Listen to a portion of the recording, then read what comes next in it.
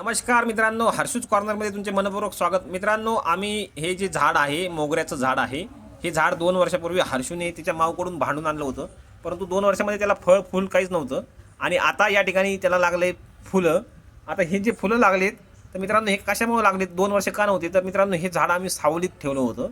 सावलीत ठेवल्यामुळे त्याला ऊन लागत नव्हतं. आता ऊन लागल्यामुळे त्याला ह्या दिवसामध्ये भर उन्हाळ्यात, आता 12 मार्च आहे आज आणि 12 मार्चच्या दरम्यान त्याला किती फुलं आलेत बघा.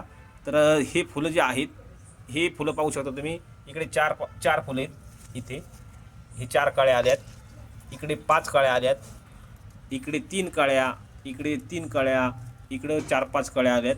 आणि मित्रांनो हे जे झाड आहे, तर हे झाड मोगऱ्याचं आहे आणि मोगऱ्याचा झाडाचा सुवास चांगला येतो आणि त्यामुळे आम्ही हे झाड या ठिकाणी वाळवले.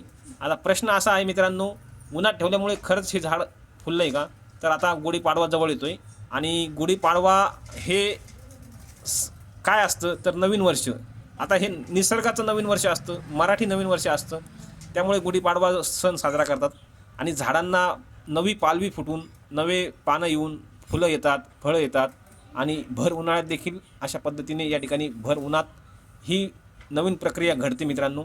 त्यामुळेच आपल्या भारतीय संस्कृतीमध्ये वेगवेगळ्या सणांना महत्त्व आहे मित्रांनो. त्याचबरोबर आम्ही या ठिकाणी गावरान असे या ठिकाणी गवारीच्या शेंगाचे 4-5 बी लावले होते. त्यापैकी 4 बी आलेले आहेत आणि मस्तपैकी झाड वाढलेले आहेत. आता काही दिवसामध्येच याला गवारीच्या शेंगा या ठिकाणी लागतील. त्या मस्तपैकी गवारीच्या शेंगा या ठिकाणी आपल्याला खायला मिळतील मित्रांनो. तर जे गावरान आहे ते जपण्याचा प्रयत्न करा. आता याला जास्त काही लागत नाही. कुंडीत जरी लावलं तर तुमच्या आठवड्यातून एकदा एक भाजी तर नक्की होईल.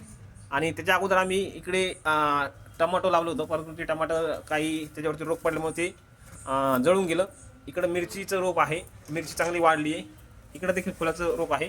इकडे पहा, इकडं मिरचीचे किती रोपं या ठिकाणी आलेले आहेत. आणि हे मिरचीच्या रोपांना पाणी कुठून मिळतं मित्रांनो माहिती का? आमचा वरची AC बसला आहे ना, तर ACतलं पाणी पडतं आणि खाली ह्या मिरच्यांना या ठिकाणी मिळतं. आता ह्या मिरच्या पण या ठिकाणी चांगल्या वाढतील अशी अपेक्षा आहे. तर कशा पद्धतीने तुम्हाला आमची शेती वाटते, हर्षू कॉर्नरवरती लाईक करून तुम्ही कमेंट करून नक्की सांगा आणि चॅनलला सबस्क्राईब करा. गवारीच्या शेंगांना गवारी आल्यानंतर नक्की तुम्हाला मी त्याचा व्हिडिओ काढून दाखवेल.